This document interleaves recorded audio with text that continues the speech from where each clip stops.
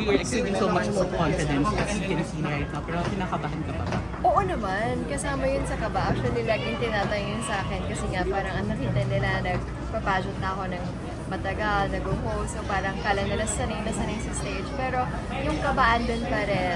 Pero mas kasi matimbang yung passion na meron ako. As long na kinakabahan ka, alam mo sa sarili mong ready kang matuto, ready ka na sa lesson na ibibigay ng pageant na yun. So, nandun yung kaba, pero ma-outweigh yun ang passion. Emma, more than nakaba, no? Kasi from the beginning ng journey mo sa Miss Grand, ikaw na talaga yung gusto ng maraming tao na manalo. How do you feel about it? Grateful, of course, kasi actually right now, hindi lang Filipino fans yung nagko-comment, no? Yes. Kahit mga international fans. Kaya we're trying dun sa ating mga nilalabas na videos. Yes.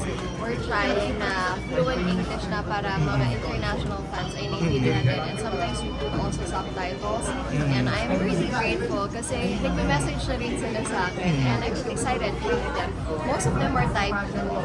Marami nagtatanong, hindi ka daw ba napapagod? Kasi syempre sunod-sunod na yung mga ginagawa mo. Tapos hanggang coronation na to. Tao lang po, napapagod din. Actually, ngayon nga, sabi nga, I'm not feeling well actually, pero sabi ko, I need to face the media and this is our send-off, di ba, kakayanin lahat. Kailangan lang ng rest, pero kailangan natin regain ang energy for Miss Grand. Last two, kanina nabanggit yung national costume and yung wardrobe, pero yung evening gown, anong pwede mong mabanggit? Ang evening gown is something that siguro pinag-iisipan din talaga. There's pasabog behind it and my designer is a Filipino designer, of course. So, abangan na lang. Pwede na yung slow-mo pose mo. Yes! Yun yung inaaral na namin ni Mommy G, my pasarela trainer. So, lahat yun ay inayos na before talaga aalis. Bukod doon sa mga pasalubong na ibibigay mo sa mga girls, tsaka kay Papa Nawat, meron ka bang lucky charm for yourself? Para, syempre, ilang beses ka na rin nag-compete, di ba? May lucky charm ka ba? I do have, pero hindi ko siya share sa inyo, pero galing siya kay Mama. So, si Mama lagi nagpapabaon sa akin ng mga ganun. Oh, okay. Ano yung magiging biggest challenge mo na nafe-feel na once you're there, ma-experience mo?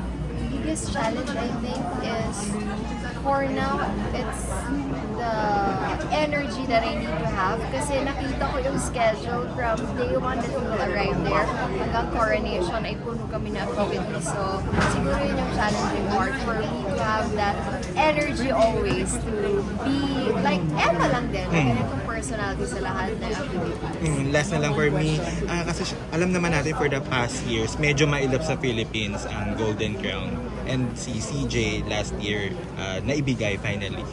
Uminit ngayon. Ngayon ba parang gusto mo sana magtuloy-tuloy yung yung init ng yung momentum. Ng Philippines. Oo.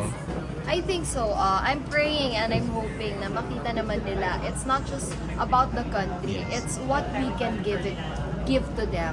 So sana ganun nila makita, no, na para siguro lucky charm naman natin yung Thailand. So hopefully maibigay yung corona sa atin. Okay, thank you, Emma.